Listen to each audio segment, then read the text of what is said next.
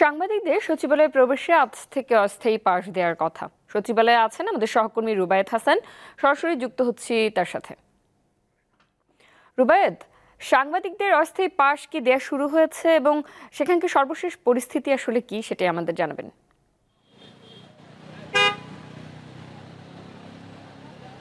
মেহনাজ, বলা যায় দিনের শুরুটা আসলে অনেকটাই কড়া নিরাপত্তার মধ্য দিয়ে হয়েছে। আজকেও যারা কর্মকর্তা কর্মচারী রয়েছেন তাদের ব্যক্তিগত গাড়িগুলো বাইরে থেকেই ঘুরিয়ে দেওয়া হচ্ছে এবং একই সঙ্গে কর্মকর্তা কর্মচারীরা তাদের যে পাস রয়েছে সেটি দেখিয়ে আসলে জনপ্রশাসনের এই প্রাণকেন্দ্রে ঢুকছে।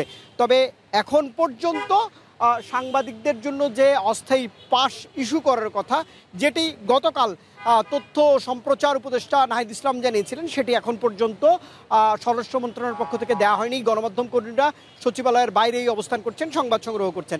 তবে একটি গুরুত্বপূর্ণ বিষয় আজ ঘটতে যাচ্ছে সচিবালয়, সেটি হচ্ছে গত বুধবার আপনি জেনে থাকবেন যে এই যে সচিবালয়ের ৭ নম্বর ভবনে ৫টি মন্ত্রণালয়ের সকল নথিপত্র আসবাবপত্র সহ যত কিছু আছে সব কিছু পুড়ে যাওয়ার যে ঘটনা, অর্থাৎ আগুনের যে ঘটনা, সেটির ৩ কার্য দিবসের যে প্রতিবেদন জমা দেবার কথা স্বরাষ্ট্র মন্ত্রণালয়ের পক্ষ থেকে, সেটি দেবার কথা রয়েছে আজ।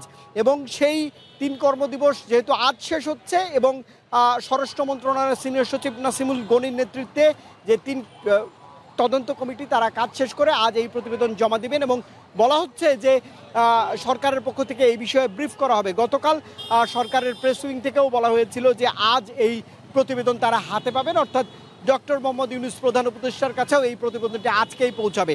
সব মিলিয়ে এখন পর্যন্ত সচিবালয়ের যে পরিস্থিতি, তাতে ভেতরে কর্মতৎপরতা রয়েছে, তবে নিরাপত্তার বেড়াজালও রয়েছে।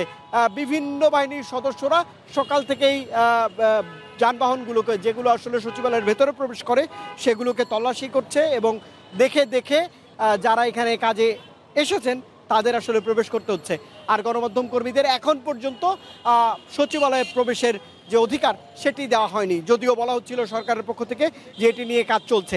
আমি সকাল থেকেই সাংবাদিক সংগঠনের যারা শীর্ষ নেতৃত্বে রয়েছে তাদের সঙ্গে কথা বলবার চেষ্টা করছিলাম, তারাও যোগাযোগ রাখছেন সরকারের পররাষ্ট্র মন্ত্রণালয়ের সঙ্গে, একই সঙ্গে স্বরাষ্ট্র মন্ত্রণালয়ের সঙ্গে।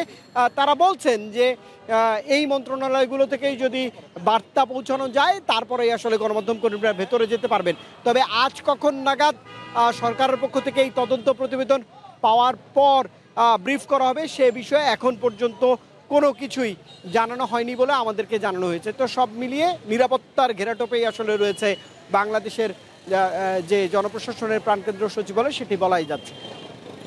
জি রুবায়েত, আপনাকে ধন্যবাদ। সচিবালয় থেকে যুক্ত ছিলেন আমাদের সহকর্মী রুবায়েত হাসান।